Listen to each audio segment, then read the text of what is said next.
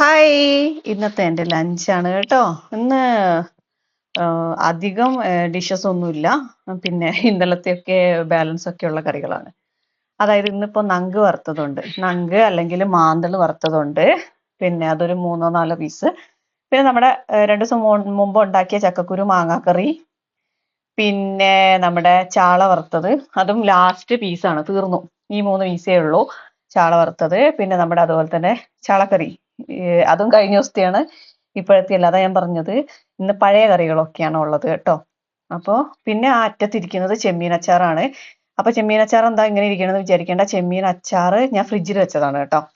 Home made ആണ്. അപ്പൊ അതുകൊണ്ട് തന്നെ പ്രിസർവേറ്റീവ്സ് ഒന്നുമില്ല, അപ്പൊ ചീത്തയായി പോവും. അപ്പൊ ഫ്രിഡ്ജിൽ വെച്ചുകൊണ്ട് കട്ടിയിട്ടിരിക്കുകയാണ്, ചൂടാക്കിയിട്ടില്ല. പിന്നെ അറ്റത്തിരിക്കുന്നത് നമ്മുടെ പേരക്കയാണ്, നമ്മുടെ തന്നെ പേരക്കയാണ്, നാടൻ പേരക്കയാണ്, ഉള്ളു നല്ല ചുമന്ന പേരക്കയാണ്. അപ്പൊ ലഞ്ച് കഴിയുമ്പോൾ എന്തെങ്കിലും ഒരു ഫ്രൂട്ട് കഴിക്കില്ല, ഇതാണ് ഇന്നത്തെ ലഞ്ച് കേട്ടോ.